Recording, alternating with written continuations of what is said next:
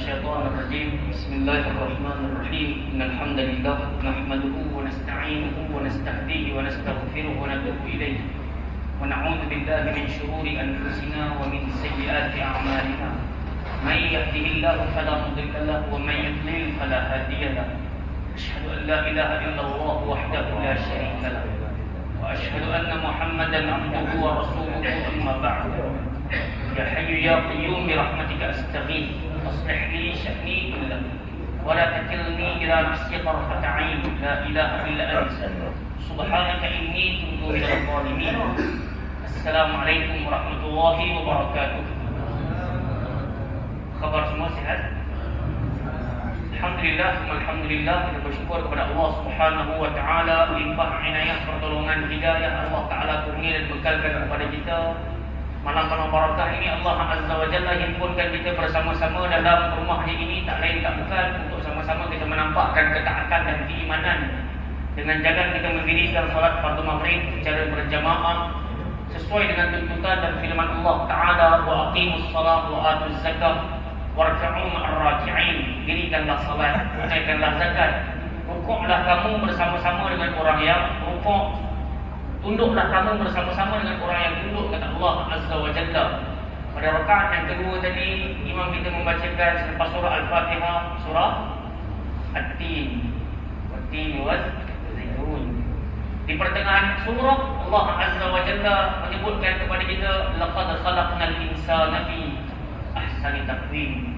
Sesungguhnya dalam banyak-banyak penciptaan Allah Subhanahu wa taala, yang paling baik yang Allah Ta'ala ciptakan adalah insan, kita semua lah. Namun kebaikan tersebut kalau disalah ertikan, kalau disalah gunakan, Allah Ta'ala sebut summa radadnahu asfala safilin. Kami mampu untuk menterbalikkan daripada semulia-mulia makhluk menjadi sehina-hina makhluk. Disebabkan itu Allah Azza wa Jalla sebut dalam surah Al-An'am, wa laqad dara'na li jahannama katsiran minal jinni wal ins. Telah kami mampatkan, telah kami padat-padatkan neraka jahanam dengan dua makhluk, jin dan juga manusia. Sebab apa Allah Ta'ala cipta sebaik-baik manusia, tapi neraka Allah Ta'ala yang sangat hina dan bina Allah Ta'ala isi dengan manusia. Maka Tuhan bagi jawapannya supaya kita ni senantiasa tak buruk sangka dengan Allah. Tuhan kata manusia yang Allah Ta'ala campak masuk dalam neraka sebab lahum qulubun la yafqahuna biha. Mereka ni ada hati, tapi dengan hati tadi ni tidak memahami firman Allah Ta'ala. Dengan hati ni mereka tak mau ikut petunjuk Nabi SAW. Walahum a'yun la yubsiruna biha. Mereka ada mata, tapi mereka tak menggunakan pandangan mereka itu untuk masuk ke dalam pandangan hati. Menyebabkan pandangan tadi hanya setakat dekat mata kasar semata-mata. Menyebabkan ramai orang yang klaim mereka itu Muslim, beriman dengan Allah Azza wa Jalla, at last Allah Ta'ala cop sebagai munafiq. Na'udzubillah min dzalik. Walahum adhanun la yasma'una biha.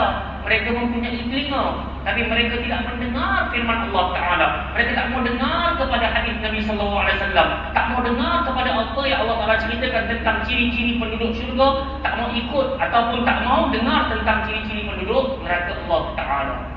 Makanya Tuhan kata, sebab itulah aku masukkan mereka dalam neraka. Sebab ulaika kal an'am, mereka itu tak ubah macam binatang.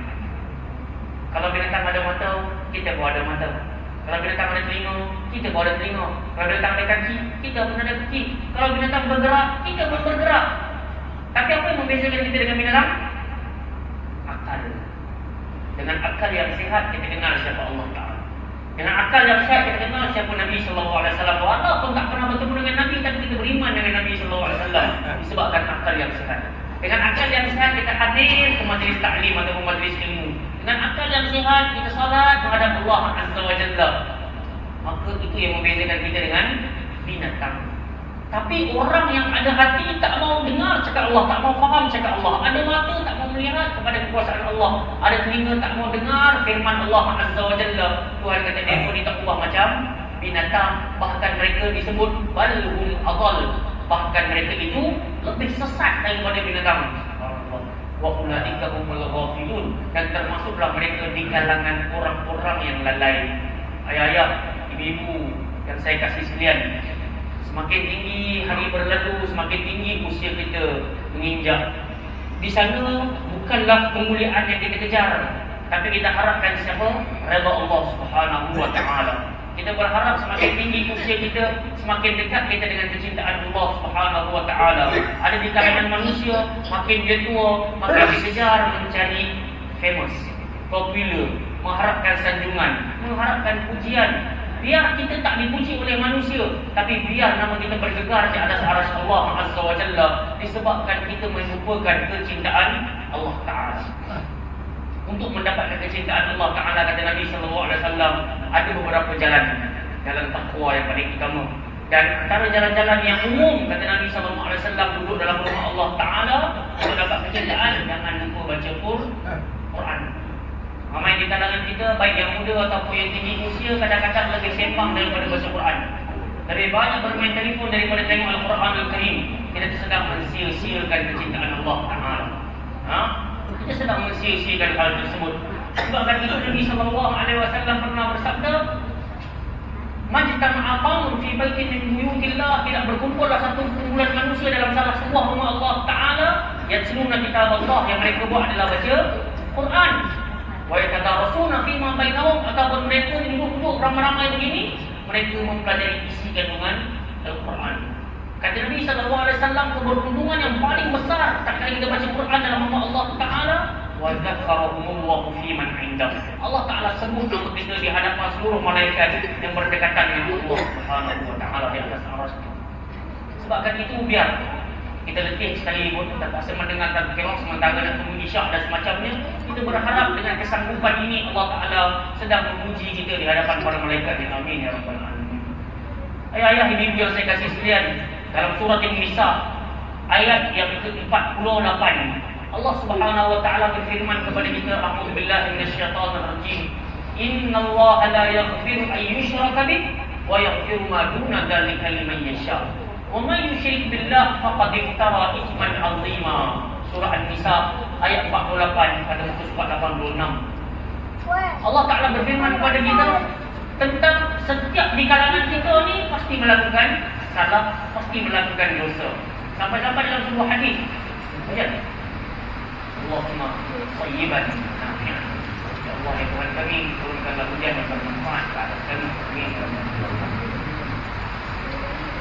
Nabi SAW bersabda kepada kita, kullu bani Adam khata'un wa khairul khata'in at-tawwabun. Setiap anak Adam, baik di ustaz, baik di penceramah, baik di imam, baik di tuan Bilal, baik di PJK, baik di pengurusi, baik dia raja, baik dia rakyat, baik dia pemimpin, baik dia para kaya, semua tak pernah terlepas daripada melakukan salah dan silap. Maka kata Nabi SAW, sebaik-baik kalian yang telah pun melakukan kesilapan, tak ada kalian sedar yang kalian buat salah, cepat-cepatlah bertaubat kepada Allah Ta'ala. Dan itulah tanda yang sedang mendekatkan diri dari Allah Ta'ala. Kalau kita perasan, dalam 114 surah, 113 surah dimulakan dengan Bismillahirrahmanirrahim. Allah Ta'ala nak bagi tahu, apa sahaja yang kamu buat, mulakanlah dengan Bismillah. Sebab dengan nama Allah tersebut ada padanya Ar-Rahman, ada padanya Ar-Rahim, ada padanya Maha Pengasih, ada padanya Maha Penyayang. Dan Allah Ta'ala nak bagi tahu kepada kita, Nabi pernah cerita kat kita, kullu amrin dibalin la yubda'u fiha bi bismillahirrahmanirrahim fahuwa aqta. Dalam makanan yang disebut fahuwa adbar, atau kama qala sallallahu alaihi wasallam. Nabi kata setiap perkara yang baik kita lakukan, kita tak sebut Bismillahirrahmanirrahim, tertolak keberkatannya. Urusan tersebut diterima, tapi keberkatannya tak ada.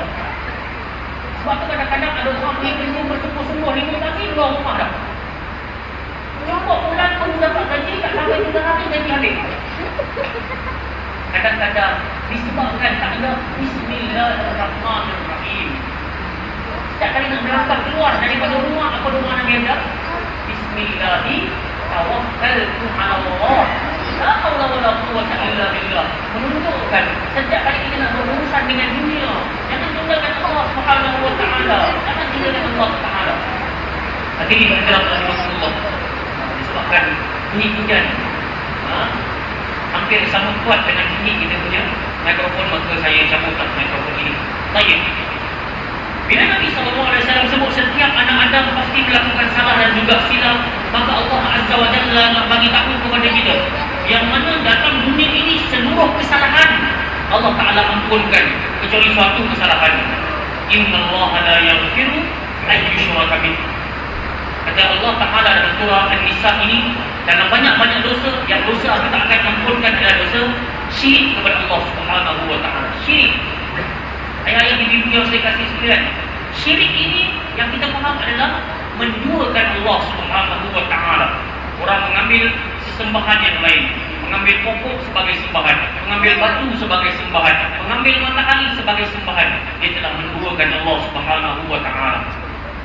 Sebab itu Nabi SAW ditanya, wahai Rasul, kalau orang bertanya kepada kita bagaimana tidak mensyirikkan Allah Subhanahu wa Ta'ala ataupun bagaimana sifat Allah Subhanahu wa Ta'ala, maka Nabi ajar kepada kita untuk membaca surah Al-Ikhlas. Qul huwallahu ahad. Katakanlah Allah Ta'ala itu Esa. Allahu Samad. Apa maksud Samad? Kita punya banyak kawan yang Samad. Ya, tapi sebenarnya ucapannya bukan Samad, tapi Samad. Apa maksud Samad? Tempat bergantung setiap makhluk. Jadi kawan kita tu, kalau nama dia Samad, Samad je. Cuma jangan panggil dia As-Samad. Sebab alif lam dekat depan itu dia bawa balik kepada Allah Subhanahu wa Ta'ala. Faham tak? So cukup sekadar panggil dia Samad. Okey, tapi jangan panggil dia wahai As-Samad, sebab sifat as milik Allah Subhanahu wa Ta'ala. Tempat bergantung seluruh makhluk kepada Allah Ta'ala. Lam yalid wa lam yulad. Allah Ta'ala tidak melahirkan, tidak pula dilahirkan. Wa lam yakul lahu kufuwan ahad. Kalau kita anggap seseorang itu berkuasa, raja itu ada kuasa, harta itu berkuasa, maka kuasa tadi takkan pernah sama dengan kuasa Allah Subhanahu wa Ta'ala.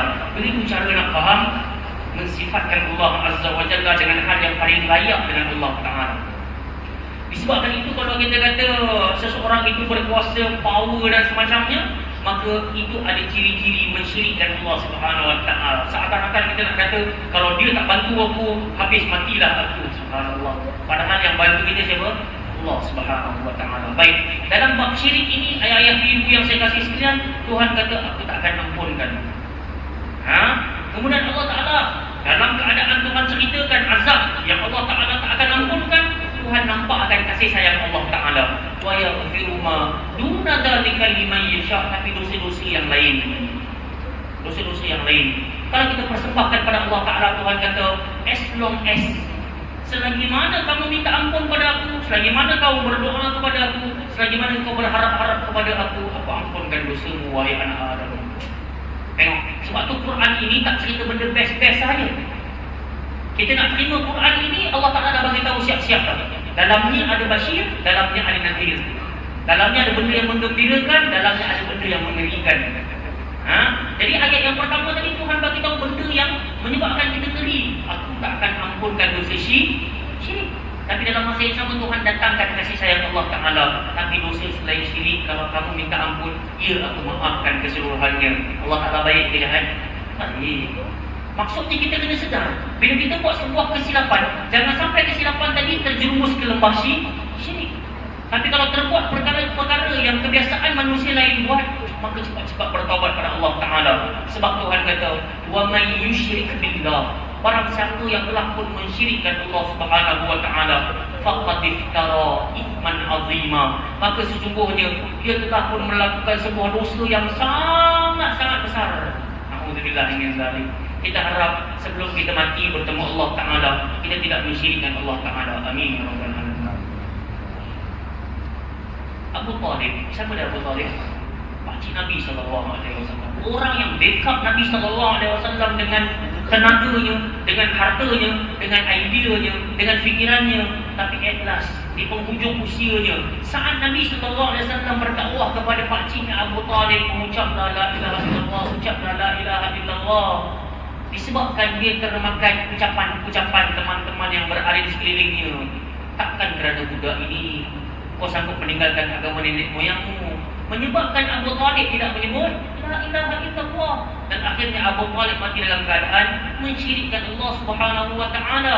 Kita pun jangan ingat hari ini kita main masjid, main surau, Ikhlas Tuhan akan jemput kita dengan husnul khatimah. Belum tentu. Sebab tu ada tuntutan, jangan tinggal Allahumma khtim lana bi husnil khatimah. Tuhan, khatamkanlah kami, akhirkanlah kami dengan pengakhiran yang baik, hasanah.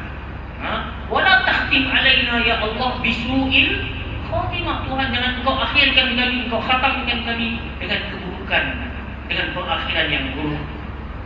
Sebabkan itu, ayah-ayah, ibu-ibu yang saya kasih sekalian, pada ayat 49 Allah Subhanahu wa taala nak cerita kepada kita tentang satu sikap manusia yang hampir-hampir masuk ke lembah kesyirikan. Syirik itu terpecah pada dua. Syirkul akbar, syirkul asghar. Ada syirik besar menduakan Allah Taala. Dengan air ini, siapa yang meminumnya confirm sembuh. Tak ada power yang boleh menyembuhkan selain daripada air ini. Syirik kecil ke syirik besar? Besar. Tapi ada satu syirik yang Nabi sebut, inni akhwafu alaikumus syirkul asghar atau kama qala. Sesungguhnya benda yang aku paling takut berlaku ke atas kalian, wahai sahabat-sahabatku, wahai umat-umatku, adalah syirik kecil. Qalu ya Rasulullah, masyirkul asghar wahai Rasul? Syirik kecil itu macam mana? Apakah itu syirik kecil? Sahabat-sahabat bertanya. Kata Nabi sallallahu alaihi wasallam, asyirkul asghar ar-riya. Yang dinamakan syirik kecil itu adalah riya. Ini bahaya. Baik ustaz, baik imam, baik Tok Bilal, baik siapa sahaja, asal ada riya, sia-sia. Asal ada riya, sia-sia. Sebab itu seorang penyair Arab dia pernah berkata, aku sangat kagum, aku sangat pelik terhadap urusan riya. Telah aku tebas riak sampai ke akar umbinya di waktu pagi, belum sempat menjelang tengah hari telah keluar bunga dan juga buah-buahnya. Kita faham apa? Maksudnya riak ni kita tuang, sekejap dia tumbuh balik, tuang sat, sekejap dia tumbuh balik, tuang sat, sekejap dia tumbuh balik. Macam mana nak elakkan riak? Tak ada jalan lain. Istiqamah. Istiqamah. Dulu guru saya pernah berkata, sebenarnya tak ada amalan pun yang tak dimulakan dengan riya. Sampai-sampai kita main ke surau ni pun kadang-kadang didasari dengan perasaan, ni kalau jiran aku nampak aku main ni pakai jubah baru ni, subhanallah, mesti dia kata handsome. Ni kalau jiran aku tengok aku pakai telekong Siti Khadijah, Zainab dan semacamnya, mesti dia kata tudung dan telekong aku yang paling mahal sekali. Hal-hal tersebut ada unsur-unsur dan riya merupakan salah satu daripada syirik kecil. Dan riak ini bahayanya sampai-sampai kita akan memandang orang lain lekeh, orang lain yang terendah martabatnya, dan kita ni orang-orang yang tinggi pegangannya. Allah. Sebab itu pada ayat yang berikutnya Tuhan kata, alam tara ilal ladzina yuzakkuna anfusahum. Wahai Muhammad, tidakkah engkau melihat kepada manusia yang telah merasakan dirinya suci? Innalillahi wa inna ilaihi raji'un. Ayat-ayat ibu yang saya kasih sekalian, siapa pun kita hari ini, dalam kehujanan kita datang juga rumah Allah Ta'ala, jangan anggap diri kita suci. Boleh jadi orang yang tak mai kuliah pada malam ini lebih suci di sisi Allah berbanding dengan kita yang duduk dalam rumah Allah Ta'ala ini. Makanya kalau kita mampu untuk duduk atas jalan ketaatan ini, berdoalah semacam yang diajarkan oleh Nabi, ya musarrifal qulub, sarrif qalbi ala ta'atik. Wahai yang menggerak-gerakkan hati, gerakkanlah hati kami untuk terus duduk di atas jalan ketaatan ini, di jalan ketaatan ini. Sebab duduk atas majlis ilmu ni adalah perintah siapa? Perintah, satunya perintah Allah Ta'ala, dan yang kedua perintah Nabi SAW. Nabi sebut talabul ilmi fariidatun ala kulli muslim. Menuntut ilmu merupakan sebuah kewajipan atas setiap muslim. Duduk ni bukan hukum sunat, duduk ni hukum dewa wajib. Wajib. Tinggal lagi kita yang dipanggil sunat ni ada option, nak main kelas pagi ke, nak main kelas petang ke, nak main kelas malam ke, itu option. Tapi duduk atas jalan ilmu wajib untuk selamatkan kita di dunia, untuk selamatkan kita di negeri akhirat. Makanya Allah Ta'ala sound kita. Tuhan kata, balillahu yuzakki man yasha. Kamu semua tak usah bajet suci, kamu semua tak usah sangka hak kamu yang paling terbaik dan best sekali. Sebab Allah Ta'ala pilih ikut siapa yang Allah Ta'ala kehendaki. Dan kehendak Allah Ta'ala itu juga di atas usaha kita selaku hamba-hamba Allah Ta'ala. Sebab tu kena minta kepada Allah, Allahumma tahhir qalbi, Tuhan sucikanlah hatiku. Allahumma hdinas siratal mustaqim, ya Allah tunjukkanlah kami jalan yang lurus. Allah, Rabbi syrahli sadri, Tuhan cerahkanlah hatiku. Rabbi syrahli sadri wa yassirli amri, permudahkan seluruh urusanku. Wahlul 'uqdatam, dan juga wahlul 'uqdatam ni maksudnya lembutkanlah ucapanku, lunakkanlah ucapanku. Yafqahu, supaya mereka ni semua faham, ya Allah. Urusan menyampaikan bagi pihak saya sampaikan aja, tapi untuk urusan memahamkan pihak siapa? Ya Allah Subhanahu wa taala. Hadirin hadirat rahimakumullah. Saya selalu sebut, kita datang pada malam ni, baik saya, baik kalian, baik imam, baik makmum, kita tak pernah tahu yang kita ni benar-benar ikhlas ataupun tidak betul. Sampai-sampai ucapan saya pada malam ni boleh jadi bukan kerana betul-betul nak mengajar. Alhamdulillah, kita berharap Allah Ta'ala kurniakan kita ikhlas. Duduk-duduk kalian pandang ke arah saya ni boleh jadi bukan kerana ikhlas. Duduk semata-mata kata, hujan tak mau balik dah. Balik kuyuk pula saat ini. Saya kalau balik pun dah nak isyak dah. Lebih baik tunggu Ustaz sahaja. Dan hal tersebut bukan tanda-tanda dia ikhlas. So siapa nak i'tikaf? I'tikaf dari Allah Ta'ala. Nawaitu i'tikaf lillah Ta'ala. Saja aku i'tikaf kerana Allah SWT. Baik. Jadi ada orang bertanya, Ustaz, tapi nak buat macam mana, Ustaz? Semua benda tak kena ni. Ini tanda-tanda kita sedang diri. Makanya jangan rasa kita yang paling bagus dekat dalam surau ni. Jangan sangka dalam taman ni, dalam flat ni kita yang paling cemerlang sekali ibadah kita.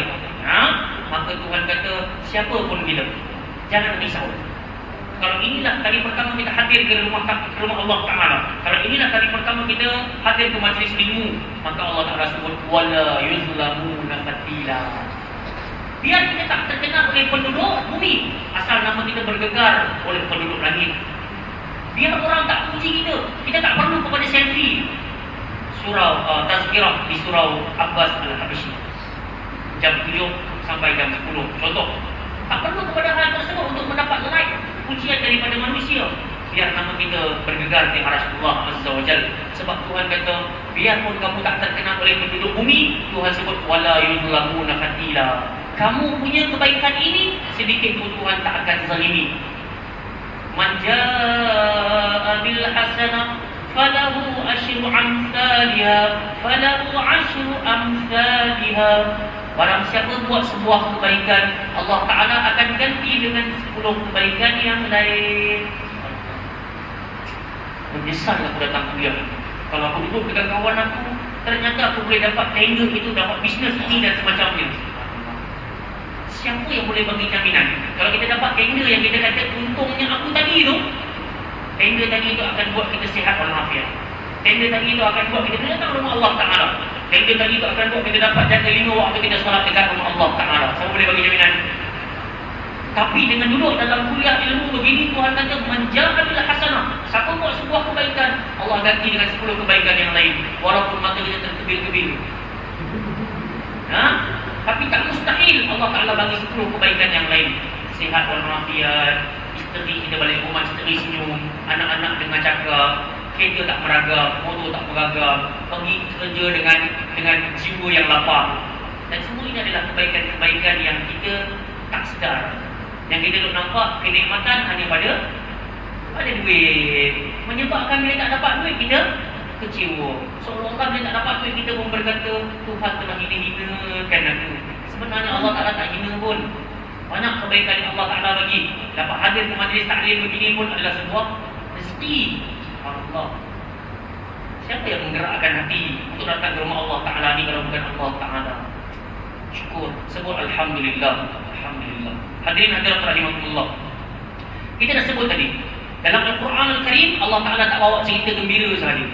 Allah Ta'ala bawa cerita bahagia, Allah Ta'ala bawa cerita duka dan setakut. Makanya pada ayat 56 Allah Ta'ala sebut kepada kita dalam surah An-Nisa ini, innal ladzina kafaru bi ayatina sawfa nusqihim nara. Pada ayat ini sebenarnya ayat yang mana pernah merubah nasib seorang lelaki ataupun doktor pakar kulit. Tak kala dia baca ayat ini, dia terus twist masuk dalam agama Islam. Sebab itu kita kata Quran ini mukjizat terbesar Nabi SAW. Benar, Nabi belah bulan masuk dalam lengan baju belah kanan, bulan masuk dalam lengan baju belah kiri.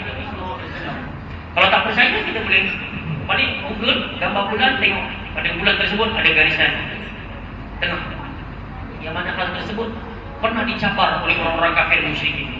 Dan Nabi kata, kalau benarlah aku boleh membelah bulan dan masukkan ke dalam dua dengan jubah aku ini, adakah kalian akan beriman? Dia berkata yes.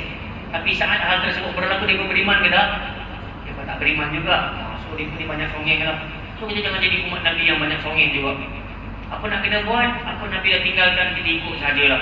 Mudah-mudahan dengan hal tersebut kita masuk dalam syurga Allah Ta'ala. Hadirin hadirat rahimakumullah. Ayat 56 dalam surah An-Nisa ini saya katakan telah berlaku sebuah keajaiban buat seorang doktor pakar daripada Thailand yang namanya adalah Dr. Tajesan. Dr. Tajesan ini di Jeddah dahulu ada satu conference. Doktor-doktor dunia ini bertemu di Jeddah dalam sebahagian artikel ditulis pada tahun 1981, dan conference tersebut adalah conference yang ke-6. Semua doktor-doktor akan membentangkan hasil kajian masing-masing. Jadi Dr. Tajesan ini saat dia sampai di Jeddah, apa dia buat? Dia pun membentangkan. Dia kata lapisan kulit kita ni ada 3 lapis. Sampai hari ini pun urusan itu diguna pakai. Lapisan pertama dipanggil epidermis, yang kedua dipanggil dermis, dan yang ketiga dipanggil hypodermis. So ada 3 lapisan kulit. Dan lapisan yang atas kali epidermis ni adalah kulit yang setiap 24 hari ataupun 24 jam dia akan berubah daripada sel mati akan jadi sel hidup, sel mati, sel hidup. Makanya yang di tengah-tengah dermis itu adalah, tak kali saya baca, kalau orang buat tatu, maka warna tadi dia tak duduk dekat epidermis, dia duduk dekat dermis, dekat tengah-tengah, yang menyebabkan sampai mati tatu tadi takkan hilang. Baik, di bawah daripada dermis tadi dipanggil hypodermis. Hypodermis ni pula adalah kawasan kulit paling bawah sekali, sampai-sampai kalau terkena kepada bahan bakar yang mencur kalau bawah daripada hypodermis, orang tersebut takkan lagi rasa sakit. Faham? So yang menyebabkan kita rasa sakit ni sel kulit kita ni hantar maklumat ke otak. Jadi itu antara kajian Dr. Tajesan. Dia bagi tahu. Kita pernah dengar tak dekat UPM berlaku budak yang kena seksa oleh teman-teman spirit tu? Yang dia kena streka dekat kulit dia tu, kaki kanan, kaki kiri. Pernah dengar tak kisah tu? Kan ada doktor-doktor buat kajian. Sebenarnya budak tu ataupun almarhum saat dia kena seksa tu, sebenarnya dia tak sakit tak? Cuma dia rasa sakit pada bahagian pertama saat wap ataupun streka tadi menyentuh kulit. Tapi saat streka tadi dah kena daging, sebenarnya almarhum dah tak rasa sakit tak? Jelas tak? Jadi Dr. Tajesan ini dia bentangkan benda ini dekat Jeddah. Bila habis satu pembentangannya, bangunlah 5 pelajar Muslim mengangkat tangan dan mereka pun berkata, wahai doktor, hari ini pada tahun 1981 engkau membentangkan urusan ini, sedangkan Nabi kami Nabi Muhammad SAW dah cerita pun benda di 1400 tahun yang lalu. Dr. Tajesan terkejut. Ya betul, dia kata, sebab ini adalah kajian aku yang latest. Tak ada mana-mana doktor yang buat kajian tentang tajuk ini. Hanya aku sahaja. Kenapa lah dia pun kata Nabi kita cerita dulu lagi dah. So dia pun membawa surah An-Nisa ayat yang ke-56 ini. Allah Ta'ala sebut apa? Innal ladina kafaru bi ayatina. Sesungguhnya orang yang mendustakan tanda-tanda kekuasaan kami ini, saufa nuslihim nar. Nanti kami akan campak dia masuk dalam neraka. Bukan setakat itu. Kullama nabitas juluduhum baddalnahum juludan ghairaha liyadhuqul azab. Bukan setakat itu, bukan setakat masuk neraka khalas, tak. Tapi azab dalam neraka tersebut, tak kala api menyentuh kulit mereka dan hangus, kami akan menggantikan kulit yang baru. Tuhan tak kata kami gantikan daging baru, tapi Tuhan kata kami gantikan apa? Kulit yang baru. Liyadhuqul azab, untuk mereka sakit, untuk mereka rasakan kesakitan pada kulit tersebut. Makanya tak kali Dr. Tajesan mendengar kepada ucapan ini, maka dia minta tengok Al-Quran. Pada detik itu juga dia berkata, asyhadu an la ilaha illallah wa asyhadu anna Muhammadar Rasulullah. Ini salah satu daripada mukjizat Al-Quran Al-Karim. Untuk mereka yang dambakan kebenaran, cukuplah satu ayat telah menyebabkan mereka beriman dengan Allah dan Rasul. Kita hari ini daripada kita lahir sampailah usia kita hari ini ada yang 30, 35, 40, 45, 50, 55, 60, bahkan saya yakin ada yang dah 70 pun, ataupun hampir-hampir kepada 70. Jangan sekali kita baca Al-Quran apatah lagi memahami Al-Quran, betul tak? Sebab tu kalau kita buka Al-Quran, sebenarnya zaman Nabi lagi, Nabi dah report dekat Allah Ta'ala. Nabi dah mengadu dengan Allah Ta'ala. Wa qala ar-rasul ya Rabbi inna qawmi ittakhadhu hadzal Qur'ana mahjura. Kata Allah Ta'ala, Rasul pernah berkata kepada Allah Ta'ala, wahai Allah, wahai Tuhanku, sesungguhnya kaum atau umat aku telah mengambil Al-Quran ini sebagai bahan buangan sahaja. Laku tak benda ni bang? Berapa ramai di antara kita hari pertama dia berkahwin, seminggu, 2 minggu sebelum berkahwin, galak sampai ke Madinah cari Quran, sampai ke Mekah cari Quran, cari sejadah sampai di Turki, hanya untuk dilakukan sebagai barang hantaran. Orang pun kata, cantik hantaran dia dengan repet, dengan bunga, dengan telur. Selepas balutan repet dibuka, Quran tu di mana bang? Tersimpan dekat dalam almari, tersimpan dalam robok, tersimpan dalam loker. Boleh jadi sampai hari ini tak buka-buka dah. Makanya Allah Ta'ala kata, Nabi SAW sebut, sesungguhnya Al-Quran ini telah menjadi bahan buangan bagi umatku, wahai Allah. Ulama tafsir menyatakan apa perkataan mahjura terpecah pada 3 kefahaman. Satunya, Quran ini langsung tak dibaca oleh umatku. Berlaku tak benda ni? Saya mengajar di KPTM dahulu. Bukan KPTM sini, KPTM Bandar baru-baru. Transjernal kan. Saya mengajar subjek bahasa Arab. Makanya ujian pertama yang saya nyatakan kepada anak-anak murid saya hanya setakat tolong pegang marker pen, tolong tulis alif sampai ya dekat whiteboard. Alif, ba, ta, sa, jim, ha, kha, tulis sampai huruf. Wallahi 80% sampai huruf ta sahaja. 80%. Huruf jim dah tak kenal dah. Sebab dia dah blur Ustaz. Jim dengan ha, yang mana ada titik, yang mana ada titik Ustaz. Sampai situ je. Kita kata urusan ini waktu kita kecil-kecil mustahil, betul tak? Kita orang Melayu takkan tak kerti alif bata, rugi. Tapi benda itu dah berlaku sekarang. Ayah ibu yang saya kasih sekalian, ramai di kalangan anak muda yang saya tanya kepadanya, kalau kalian alif bata pun tak kenal, kalian baca Quran macam mana? Memang tak baca lah Ustaz. Cakap tak ada perasaan malu. Kemudian kita kata, kalau kalian tak baca Quran, macam mana kalian dirikan solat? Mak saya pun tak semayang, ayah saya pun tak semayang, buat apa saya nak semayang? Pernah sekali berlaku, kami dapat aduan, ada pelajar wanita bawa pelajar lelaki masuk bilik di rumah sewa. Kami pun pergi ambush. Masa saat kami pergi ambush tu, benar-benar mereka sedang bertelanjang. Innalillahi wa inna ilaihi raji'un. Dan di belakang pintu bilik wanita tersebut, wanita ini terkenal sebagai wanita yang menutup aurat. Di belakang pintunya ada hampir 5 ke 7 botol arak. Dari atas botol arak tersebut ada nama wanita-wanita. Kita pun bertanya, adik, kenapa jadi macam ni? Kenapa ada nama-nama ni di atas botol arak ni? Maka dia kata, Ustaz, setiap kali saya benci dengan wanita tu, saya akan beli arak dan saya akan minum. Saya akan tulis, sebab kau lah minum arak. Subhanallah.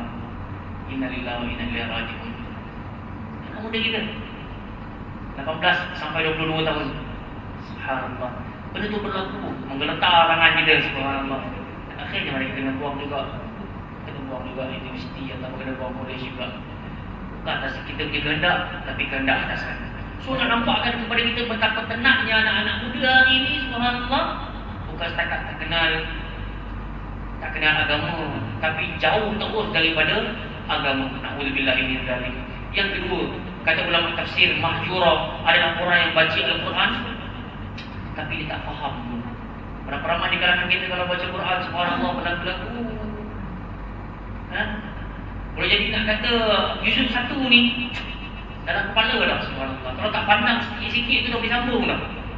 Tapi bila ditanya apa maknanya, innalillahi wa inna ilaihi raji'un, tak tahu. Yang ketiga, orang tu baca, orang tu faham, tapi dia langsung tak beramal dengan Al-Quran Al-Karim. Itu yang dimaksudkan oleh Nabi SAW sebagai perkataan mahjura. Quran ini tak puas macam bahan buangan sahaja. Ayah ibu yang saya kasih sekalian, saya selalu sampaikan kepada siapa yang saya jumpa, tanda kebahagiaan dalam satu hari untuk seorang mukmin bukan dia dapat gaji, bukan dia dapat duit, bukan dia dapat makan yang enak-enak, Tapi tanda kebahagiaan untuk seorang mukmin dalam satu hari, Allah bagi izin dia untuk baca Al-Quran. Walaupun tak banyak, tapi ada pembacaan Al-Quran tersebut, berbahagialah. Berbahagialah. Sebab tu saya jemput ayah-ayah, ibu-ibu yang saya kasih sekalian, bukan untuk ke majlis mana-mana, tapi untuk adakan majlis Quran untuk diri sendiri. Sekurang-kurangnya jangan pernah tinggal bacaan Al-Quran. Naiklah pelan-pelan. Satu hari mula dengan satu muka, besok tambah setengah muka, satu muka setengah, lusa tambah lagi setengah muka, dah 2 muka surat. Tambah sampai boleh jadi satu hari 20 muka surat, satu juzuk. Mudah-mudahan kita mampu untuk laksanakan. Saya cakap benda ni sebab saya nak didik diri saya. Jangan hanya pandai cakap sahaja. Kita berharap supaya satu hari kita boleh settle satu juzuk. Dan sebenarnya benda tu sebenarnya tak lama pun bang. 20 muka surat ni sebenarnya lah, kalau orang yang mahir baca Quran satu muka ni 2 minit setengah je. 2 minit setengah dah habis satu muka lah. So kalau 10 muka, berapa minit? 25 minit. Rehat sekejap. Setengah jam tak sampai. Lepas subuh sat lagi, sama lagi 25 minit. Subhanallah. Tapi itulah saat kita mengelak-elak Al-Quran, terasa lama selakan tersebut. Saat kita selak-selak Facebook kita, tiba-tiba dah 1 jam. Tiba-tiba dah 1 jam setengah. Nak-nak pula kaki selfie. Tunggu like, mana orang tak like lagi ni? Tunggu tu saja dekat 10 minit, no problem. Asalkan ada orang like. Tapi Quran langsung tak buka, Quran langsung tak baca.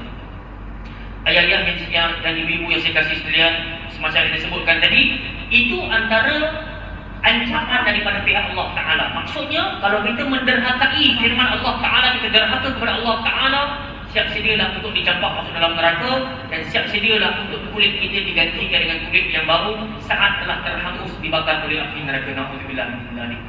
Sekarang kita tengok pada ayat yang berikutnya. Saya katakan tadi, lepas Tuhan cerita ancaman, Tuhan tak tinggalkan kita terkapai-kapai, matilah aku, habislah aku, tak. Pada ayat 57 Tuhan kata, walladzina amanu wa 'amilus shalihat sanadkhiluhum jannatin tajri min tahtihal anhar khalidina fiha abada lahum fiha azwajun mutahharah wa nudkhiluhum dhillan dhalila. Kata Allah Ta'ala kepada kita, adapun orang-orang yang beriman dan beramal soleh, jadinya kalau tadi orang yang derhaka saja, tapi untuk masuk syurga Allah Ta'ala ada 2 pintu. Dia mesti beriman, dia mesti beramal soleh. Iman bukan hanya dekat bibir saja aku beriman, belum. Tanda iman ni datang semayang, baca Quran, dengar kuliah, ni tanda iman. Maka Tuhan kata iman dan juga amal soleh ni, kita buka lah ayat mana sekalipun. Imam kita rakaat kedua tadi kita baca surah apa sekali lagi? At-Tin. Tuhan kata apa?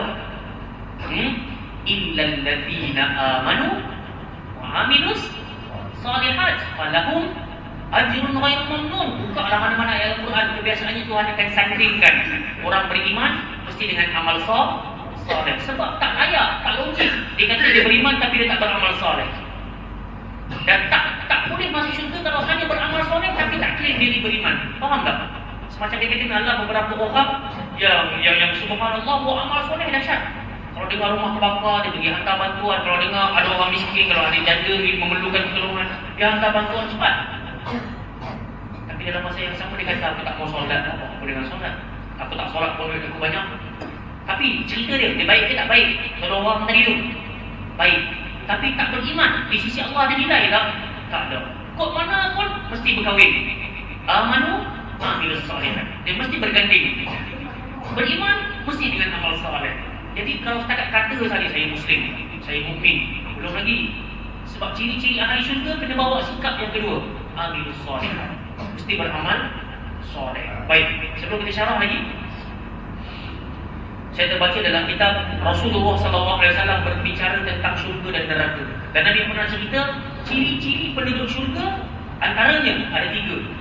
Aqabal kalam. Apa maksud aqabal kalam? Orang yang lunak dalam ucapannya.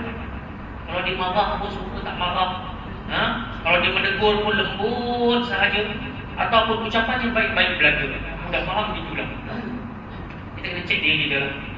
Kita ni bagaimana dengan orang luar? Bukan main lembut lagi kita ni bahasa. Tapi sampai kat rumah dengan anak isteri kita, bukan main garang lagi kita. Bukan main cengih lagi. Bahasa lunak bilang tak ke mana.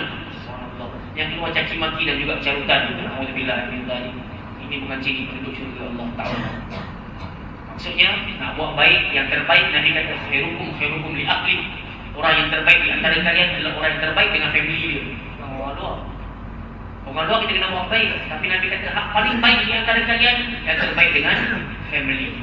Dengan isteri pun kita layan baik, dengan anak-anak pun kita layan baik. Makanya at-tawbal kalau ucapan lembut. Yang kedua, ciri-ciri penduduk syurga Allah Ta'ala, at'imut ta'am. Dia rajin belanja orang makan. Hidang jamu orang makan. Kena ada sikap tu. Selalu ada perasaan dan selalu ada semangat nak belanja orang makan. Kita tak harap orang anggap kita ni dermawan, tapi setiap kali ada kesempatan, kalau mampu, buatlah. Kerana itu adalah ciri-ciri penduduk syurga Allah Ta'ala. Yang ketiga, wasallu bil lail wan nas niyam. Dia bangun di tengah malam sedangkan manusia ramai yang sedang tidur. So ada 3 ciri Nabi dah bagi tahu. Kita kena buatlah kalau boleh. Kalau mampu kita marah sangat, cuba jaga bahasa ni. Jangan sampai keluar cabutan. Jangan menengking yang kuat menyebabkan orang yang jauh daripada kita. Yang kedua, baca-baca belanja orang makan. Jamu orang minum sekali pun. Jamu orang makan ni bukan nak perlu kepada makanan yang mewah-mewah pun. Kadang-kadang hari ni dah ada nasi lemak RM1, dah ada kuih kecil-kecil lah. As long as belanjalah orang makan. Sebab kita tak pernah tahu pintu mana kita nak masuk syurga Allah Ta'ala. Boleh jadi pintu solat, Tuhan izin pula bacaan tak betul. Baca Quran kita, tajwid penuh lintang bukan. Tapi Tuhan tengok ada nilai kebaikan dalam diri kita. Suka belanja orang minum, suka belanja orang makan. Tak mustahil boleh masuk syurga Allah Ta'ala dengan pintu itu. Dan yang ketiga, cuba ada azam untuk bangun qiyamul lail. 2 rakaat tahajud, 1 rakaat witir, cukup. Mulakan dengan itu dulu. 3 rakaat je. 2 rakaat tahajud, 1 rakaat witir. Kemudian top up lagi sampai macam yang disebut oleh Aisyah, Nabi SAW tak pernah lebih 11 rakaat. Maksudnya 8 qiyam, 3 witir. Ataupun kalau nak belajar lagi semacam hadis yang lain, Nabi buat 23 rakaat. Terpulang tak? Kok mana pun jangan tiba-tiba bangun je malam ni tak boleh 23. Faham? Kita takut tahun depan pula 23 lagi nak jemput. Di bawah awal tahun ni Januari. Takut malam ni je 23. So bangun dengan 21 tambah lagi 41, 43, tambah sampai jadi 83. Rasa kalau malam-malam dah mampu dah setiap malam boleh mati. Baru lompat pi 23 pula. 20 qiyam 3 witir. Sebenarnya benda tak mustahil. Kalau tarawih kita boleh buat. Sebenarnya tarawih pun sebenarnya tak ada nama dia tarawih betul. Solat tarawih sebenarnya nama dia solat qiyam. Tahu tak? Solat yang membangunkan malam dalam Ramadan. Kita yang bagi nama tarawih. Sebab di antara 2 rakaat ada rehat. Faham tak? 2 rakaat rehat. Ada pihak, ada kawasan rehat dengan selawat. Kalau dekat Mekah dia rehat dengan tawaf. Kalau dekat Madinah dia faham rehat itu adalah dengan menambah rakaat. Sebab itu Imam Malik sangat mendirikan sembahyang tarawih dia buat 36 rakaat. Sebab dia faham solat itu sebagai urusan rehat. Kita punya rehat ni duduk jadi ni rehat. Ada kopi sikit, ada popcorn sikit. Kita punya faham tentang rehat. Tapi rehat Nabi SAW 2 rakaat. Kalau Nabi kata kepada Aisyah aku nak berehat, maksudnya Aisyah kata Nabi nak solat. Faham tak? So rehat Nabi dengan rehat kita langit dengan bumi jauh sekali ya. Subhanallah. Kita kalau boleh baring itu ada bilang, kita kata itulah rehat. Hadirin hadirat rahimakumullah. Tuhan kata, siapa beriman, siapa beramal soleh, sanudkhiluhum jannat. Mereka ini aku akan masukkan ke dalam syurga. Tempoh ni tak jauh. Hidup kita ni lama ke tak? Lama? Tak. Kita tak pernah tahu tempoh expired date kita ni bila. Tak pernah tahu. Cuma Nabi kata expired date untuk taubat ada 2 waktu. Satunya tak kala nyawa sampai kerongkong. Dan yang kedua tak kala matahari terbit daripada barat. Selain daripada itu tak ada orang pernah tahu besok dia mati, lusa dia mati, minggu depan dia mati. Tak ada orang pernah tahu. Sebab Quran kata wa ma tadri nafsum madza taksibu ghadan. Tak ada jiwa pun yang tahu besok nak jadi apa. Wa ma tadri nafsum bi ayyi ardin tamut. Tidak ada jiwa pun yang tahu kat mana dia akan mati. Tak ada orang boleh tahu. Jadinya hidup yang tak lama ni, sebab tu Tuhan pakai term untuk orang beriman dan beramal soleh sah. Saya belajar bahasa Arab sah ni maksud dia akan. Akan ni benda yang berlaku sekejap lagi. Kalau orang tanya, Ustaz, pas mayang isyak ni nak pergi mana? Saya rasa saya akan pergi mamak aku. So akan pergi mamak tu orang dah boleh bayang dah. Habis bagi salam, doa-doa sikit semayang Pak dia, terus pergi mamak. Faham? So akan tu akan yang sekejap lagi. Tapi bila Tuhan pakai saufa, lama lagi nak berlaku. Jauh lagi benda tu nak berlaku. Pada ayat 56 tadi Tuhan kata, barang siapa yang mendustakan ayat-ayat kami, mereka akan. So Tuhan nak bagi tahu, neraka Allah Ta'ala ni aku bukan ready sekejap. Kalau boleh, dengan usia yang kalian ada ni, pergilah masuk syurga. Janganlah masuk dalam neraka yang memang aku nak masukkan orang yang hujung-hujung, betul-betul tak mau taubat lagi lah. Faham tak? So pada ayat 56 Tuhan pakai akan yang jauh lagi. Pada ayat 57 Tuhan pakai sekejap lagi. Untuk orang beriman, untuk orang beramal soleh, sekejap lagi Tuhan kata kalian semua akan dimasukkan dalam syurga. Syurga tajri min tahtiha al-anhar, di bawahnya mengalir sungai-sungai, khalidina fiha abada, nikmat paling besar. Kalian akan kekal di dalamnya selama-lamanya. Walahum fiha azwajum mutahharah, dan Tuhan tumpah lagi kenikmatan, kalian akan duduk bersama dengan pasangan-pasangan yang suci, bidadari-bidadari yang Allah Ta'ala dah redikan. Dan yang terakhir Tuhan kata, wa nudkhiluhum dhillan dhalila, kami akan masukkan kamu ke tempat yang nyaman, ke tempat yang tenang. Dan itulah syurga Allah Subhanahu wa Ta'ala. Sebab tu duduk dalam majlis ilmu ni tenang ke tak tenang? Aman ke tak aman? Apa aman? Betul-betul lah. Tak tunjuk betapa amannya sekarang. Betul ya? Sebab tu Nabi kata, idza maratum birriyadil jannah farta'u. Kalau kamu sedang berjalan di taman-taman syurga, duduk situ, Nabi kata farta'u ni macam-macam maksud. Makanlah, minumlah, berehatlah, tenanglah. Sahabat-sahabat bertanya, ya Rasulullah, mariyatul jannah, apakah yang dimaksudkan dengan taman-taman syurga?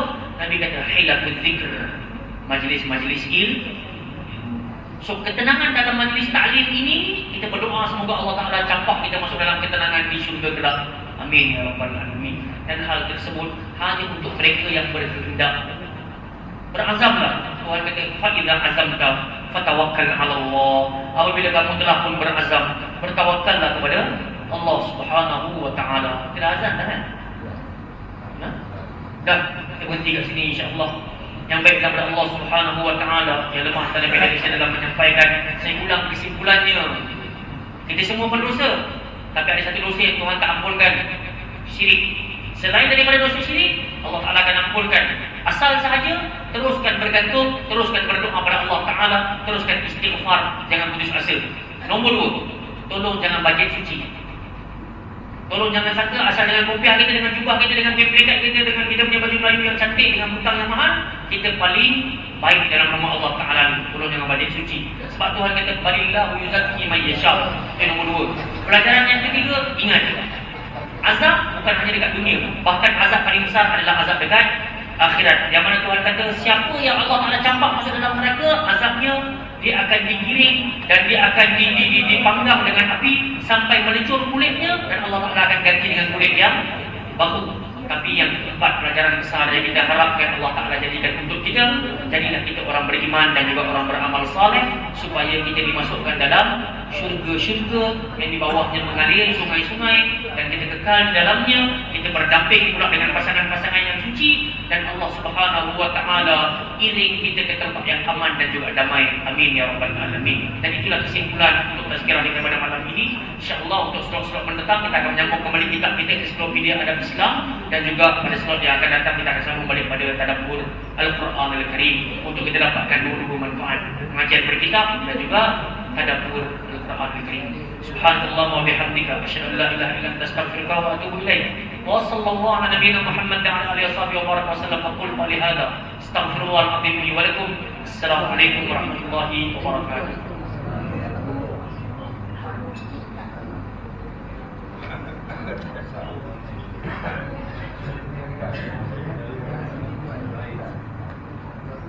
Pagi